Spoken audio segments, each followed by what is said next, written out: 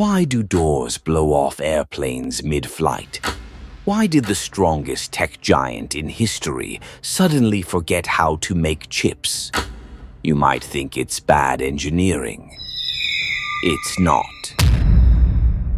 It's a financial math equation, a specific, greedy formula that took over Wall Street.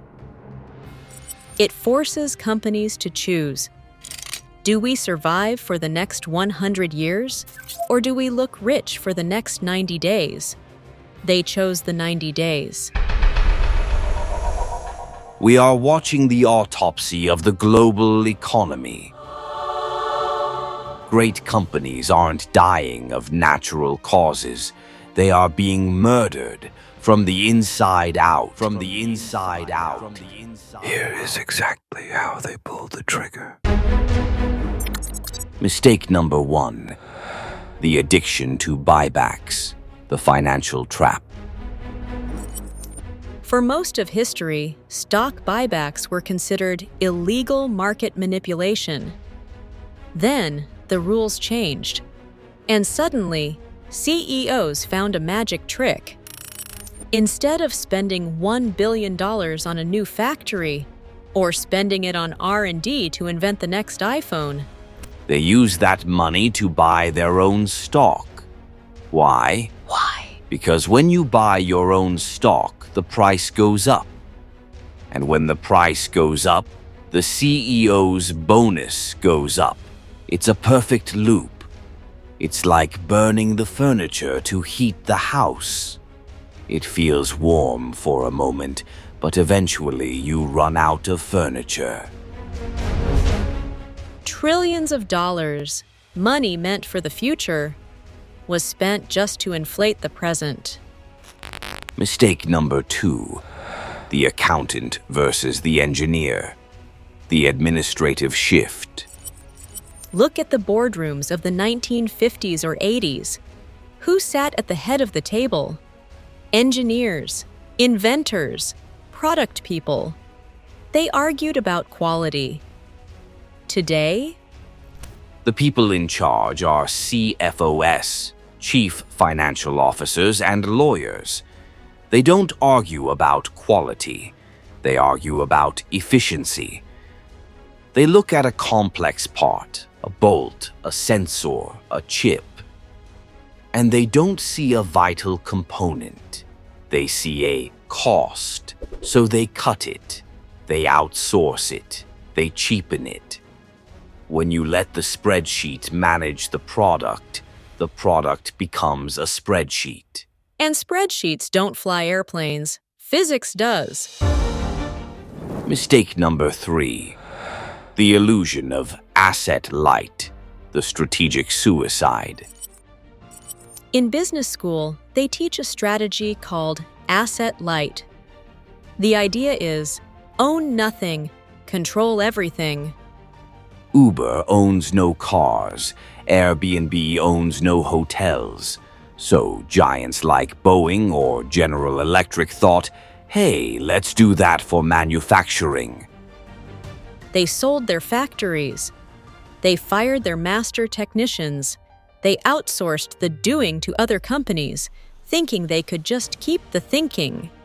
But here is the secret they missed. Innovation requires friction. You can't invent a better battery if you don't know how to build a battery.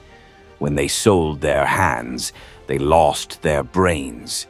Now, when something breaks, they don't know how to fix it. Because the people who knew don't work there anymore. Mistake number 4. Eating the seed corn, the technical debt. There is a term in software called technical debt. It means taking a shortcut now that you have to pay for later with interest. But this isn't just about code, it's about capability. When a company stops training its staff to save money, when it stops researching risky ideas because they might fail, it creates a knowledge gap. For 5 years, nothing happens. Profits look great. For 10 years, nothing happens. shareholders are happy. But in year 15, The competition releases a new technology, and the giant tries to respond, only to realize they forgot how to innovate. They didn't just lose the market, they lost the ability to compete. You can buy technology, but you cannot buy mastery. the pattern nobody sees. Why does your phone feel the same for 5 years? Why are movies just remakes of remakes?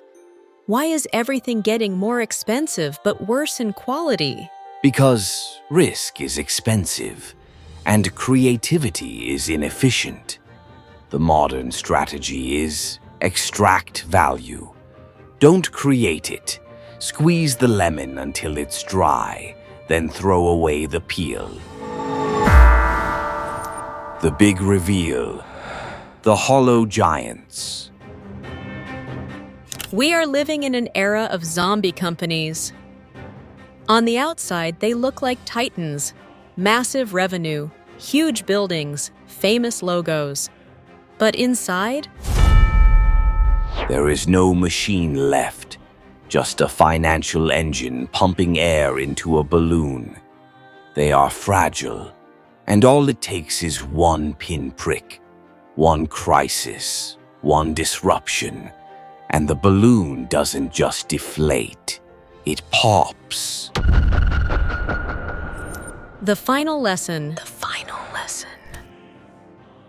Profit is not a purpose, it's a result. When money becomes the only goal, the business stops building for the customer and starts feeding on itself. So the next time you see a giant company announce record profits, don't ask how much did they make. Ask, what did they sacrifice to make it? Because usually the price was their future. Maybe the question isn't when these empires will fall. The terrifying question is, are we already living in the ruins? And we just don't know it yet.